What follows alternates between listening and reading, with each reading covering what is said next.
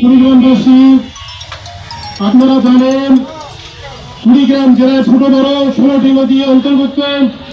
এই কুড়িগ্রাম জেলার মধ্য দিয়ে প্রবাহিত, তার মধ্যে ব্রহ্মপুত্র, ঝর্ণা ও তিস্তা মোটামুটি বড় নদী।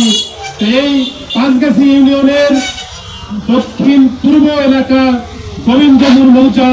এই গোবিন্দপুর মৌজার পূর্ব পার্শ্বে ব্রহ্মপুত্র নদী কমলিত এবং তার দক্ষিণে বেগমগঞ্জ ইউনিয়ন।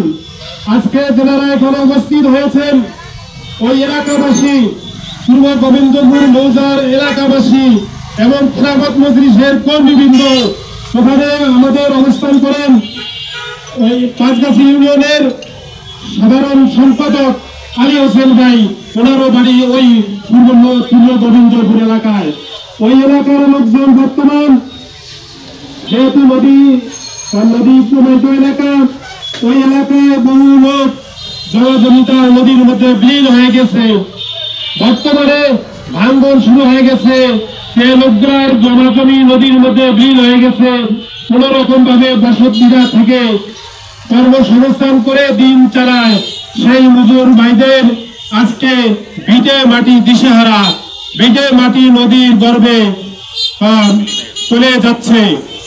যেমন আগুনে পুড়া গেলে অন্তত ভিটা থাকে, কিন্তু নদীর ভাঙনে ভিটা এবং মাটি সমস্ত নদীর কবলে চলে গেছে।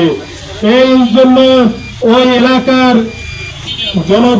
পানি উন্নয়ন বোর্ডের এক্সিএম স্যার গেছিলেন, পরিদর্শন করে আসছেন। দুঃখের বিষয় যে 6,000 বস্তা দিচ্ছে, মাত্র 6,000 বস্তা দিয়ে আমরা একটা বাড়ি উদ্ধার করা সম্ভব। এটা কেমন সরকারি প্রশাসনের মধ্যে কি আমাদের বাজেট নাই? সরকারের বাজেট নাই, একটা বাড়ি আমরা উদ্ধার করলে কি আর বাড়িগুলো কোথায় যাবে, স্কুল কোথায় যাবে, মসজিদ কোথায় যাবে?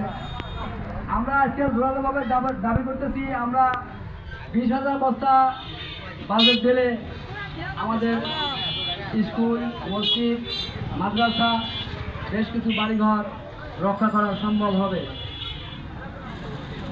আজকে আমরা জেলা প্রশাসক বরাবর বলবো, আমরা জেলা প্রশাসন মহোদয়, বিশেষ করে পানি উন্নয়ন বোর্ডকে বিরুদ্ধে অনুরোধ করছি, ওই গৃহহীন মানুষগুলোকে আপনারা রক্ষা করুন, স্থায়ী একটি বাঁধ নির্মাণ করুন। আমরা যারা এখানে দাঁড়িয়েছে তারা আজকে মঙ্গা কমিউনিতে হয়ে যাচ্ছে, তারা কিন্তু করুন, আপনাদের কাছে কোনো ত্রাণ চাচ্ছে না, আপনাদের কাছে কোনো ভিক্ষা চাচ্ছে না, তাদের বাড়িঘর গুলো টিকে থাকার জন্য তারা আজকে দাঁড়িয়েছে, রাস্তায় দাঁড়িয়েছে। আমরা বিনীত অনুরোধ করছি, এই জিও ব্যাংক আরো বৃদ্ধি করা যায়, তাহলে অন্তত ভাঙন কবলিত কি এলাকাগুলোকে রোধ করা যাবে।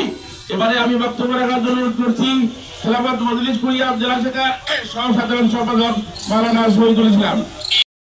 কুড়িগ্রামবাসী আপনারা জানেন কুড়িগ্রাম একটা নদী এলাকা, বিভিন্ন নদী ভাঙনের মাধ্যমে আজকে বিশেষ করে পাঁচগাছি ইউনিয়নের পূর্ব গোবিন্দপুর বা আজিজ থানা আজকে নদী ভাঙনে অনেক বাড়িঘর আজকে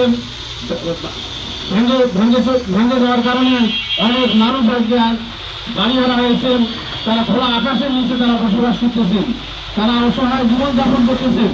এই অবস্থায় এই এলাকায় একটা স্থায়ী বাঁধের প্রয়োজন এবং যেভাবে বরাদ্দ দেওয়া হয়েছে বরাদ্দ কোনো কাজ হচ্ছে না, বরাদ্দ বৃদ্ধি করেন এই এলাকার মানুষদের যারা জীবন হারা হয়েছে এবং